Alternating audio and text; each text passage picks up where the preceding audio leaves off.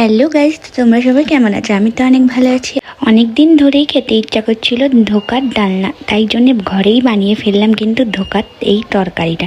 এটা খেতে তোমাদের কার কার ভালো লাগে অবশ্যই কমেন্ট করে জানি। আর এদিকে মা বানিয়েছিল কচুর শাক, মানে নারকেল দিয়ে।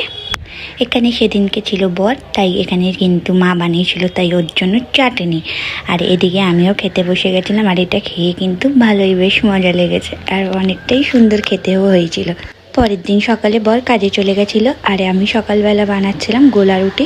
আর এই যে আগের দিন তরকারিটা ছিল, গোলা রুটি দিয়ে তরকারিটা খেতে কিন্তু দারুণ লাগছিলো। আর এখানে দুপুরে খেতেও বসে গেছিলাম।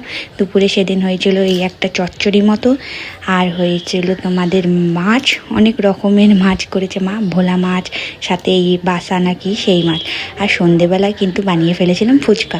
আগের দিনের ফুচকাটা তো দেখেইছিলে, পাপড়িগুলো একদমই নষ্ট হয়ে গেছিলো, তাই আবারও কিন্তু বর এনে দিয়েছিলো এই পাপড়িগুলো। তাই এই পাপড়িগুলো ভেজে নিয়ে কিন্তু ফুচকা খাওয়াও শুরু করে দিয়েছিলাম। আর এত সুন্দর ফোলে সবই, দেখো এক একটা দুটো হয়তো ফোলেনি, বাদ বাকি প্রত্যেকটা ফুচকা কিন্তু একদম গোল গোল ফুলে উঠেছে।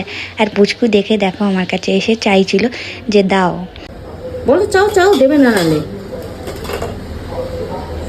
দাও, বলো দাও, বলো দাও।